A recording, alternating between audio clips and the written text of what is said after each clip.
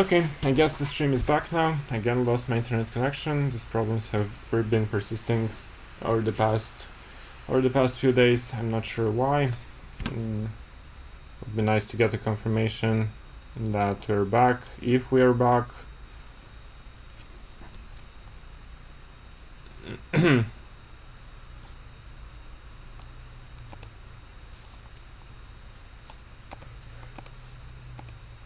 Hopefully we are back. Anyway, so yeah, that's why here after AB7 I took with the knight. Simply, okay, the knight here is a little bit passive, but it's going to be there for a while. Then maybe I can reroute it to either back to c5 or maybe to d6 and later on. And my c6 pawn is still defended. I'll finish the development with bishop d6, bishop d7, and we'll see what happens. My opponent goes king h1, I go bishop d6, maybe attacking h2, he defends it with bishop g1. This looks passive, but yeah, still I don't have anything concrete, so I also need to finish the development. Bishop to d7. Bishop d7, my opponent goes rook e1, the rooks belong on open files. I go a5, simply trying to seize more space. Also, if my pawn is on a7, then my rook on a8 is pinned to that pawn because it's hanging, and on a5 the knight is defending it. So yeah, my opponent goes g3. He wants to probably play bishop f1, bishop g2, or king g2, or he's not sure about the plans here, which I'm definitely happy with. And I go knight c5 back. Now my knight has served its purpose on b7. I want to go a4 and maybe rook b8. He goes bishop f1. I go a4, seizing more space, because when the pawn is on a4, the weakness on b2 is fixed. b3 will be way harder for white to be played. He goes queen d2. I go queen b7, attacking. He goes knight d1, defending. And here, I remember the engines giving here knight fe4 as the best move, which I haven't even considered. I'm still not sure why it's so good. But yeah, I just went rook e8, very logical move. Knight e3, bishop f8, considering he's rerouting his stupid knight from c3 to f5. It's logical to make a prophylactic move like bishop to f8 just to stop this. Rook b1, rook a to b1, defending the pawn. Now we go knight d6. I get rid of the knight on d4, and also I will make my center mobile. I'll play c5 and d4 next, if I can do it at least. My opponent goes knight g2. He was already not sure what to do, because if he takes knight e6, I take bishop e6, and I'll just go c5, t4 next move anyway. And after knight g2, it doesn't change much. Knight f5, he tries something else. Now he went king h8, so that whenever I play d4, there will be no more bishop c4 check. Also, if I ever play g6, knight h6 is not a check, so this is a nice prophylactic move. My opponent goes knight to h4. I went bishop c6, trying to go d4, and then activating this battery, and my opponent still has no threats. g6 is covered, g7 is covered, g5 is covered, and his bishops are very far away from my king. He goes c3 for that reason, and I went d4 immediately.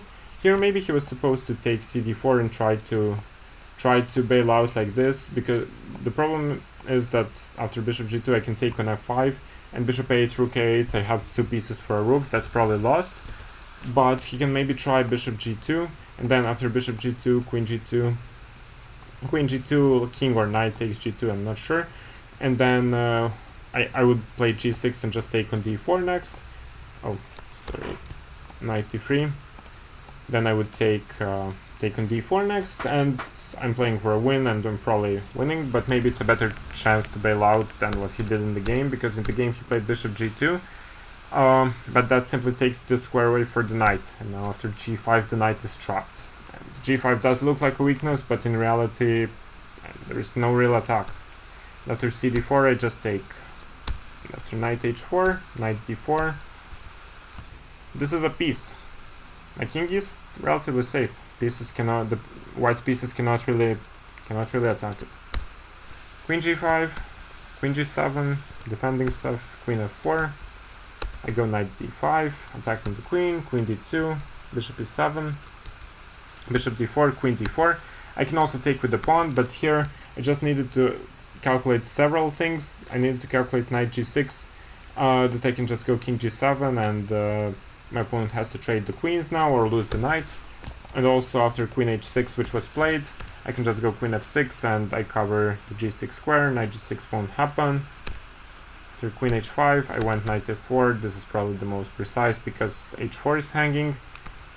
And yeah, queen g4, rook g8, queen here, knight g2, and my opponent resigned. Of course, there are 20 different wins here, but this was quite straightforward and winning.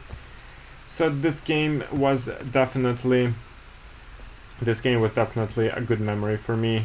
And when I look at all of these games, playing 1d6 against all of these grandmasters and the positions I've been getting, I'm definitely quite happy with how it went, and I've seen absolutely no reason not to play it. Now we have two short blitz games which I'm going to analyze. One was against Jem Shirov, he needs no introduction, and we went for the mainline fillers, c6, a4, a5. He went for b3, a rare sideline. Now I took and went knight c5, even though in the course we gave knight e5, but yeah, I couldn't remember in a blitz game. Knight c5, but my opponent went queen f3. I went bishop e6, and now there are some lines like bishop a3. This also exists, even though it looks really strange. But my opponent takes knight e6, f e6, goes queen h3, and now I immediately achieve d5. Now, again, similar to the game against Jonas, which we now analyzed, again I have managed to achieve the structure with c6 and d5 against the knight on c3, and yeah, black is objectively better here. After bishop d3, now, considering it's a blitz game, I made a mistake here. I was supposed to take here, and after, for example, queen takes, king h8, c takes d3, I should just play positionally with bishop c5, attack the f2 square, and this is very uncomfortable to defend. If he goes for some rook f1, I can go here, then I can go queen b6, rook a to e8. Objectively, black is close to winning or winning. Nice job. Yeah, thanks. Those games are relatively old now, but it's always good to remember them. But yeah, I made a mistake here. I took d4 and my opponent took with the knight. And now I went for this, bishop d4, rook e3, and I tried to search for counterplay like this with knight e4, d4, queen f6. And okay, there were many mistakes in this game by both of us, but it's blitz. But the final mistake was on my part. After queen d1, rook there, we were repeating moves here. I accepted the draw here, but objectively I'm winning. I should just go king g8.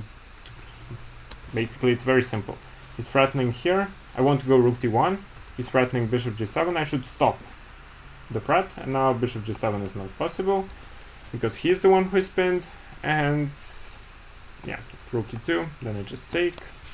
And objectively, I was winning here, but he also had a chance. In this position, for example, he could have gone e5, because after rook e5 there is bishop b2, so I would have to go queen f5, then rook d8, and here white is the one who is better. So chaos, but again, after 10 or 15 moves, black was the one who was close to winning. So I'll definitely say that knowing 1d6 helps.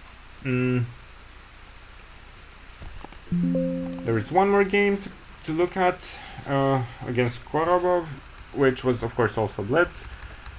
Blitz games are not so important, but still. For example, he took here d5, d5, he played some h3, and we got one of these exchange fielder structures, which is completely fine for black. And I was close to winning this game. After knight f5, bishop takes, pawn takes, I had a better structure. After knight h6, king h8, rook f6, he was trying to go for some kind of an attack. Queen h5, bishop e6, queen h4, queen e7, and yeah, here I started panicking. Instead of just going rook a8, where the position is objectively close to winning. I should just go rook d2, ignore all of his threats, which don't even exist. He has to go rook f1, rook f6, and even then he's not threatening anything.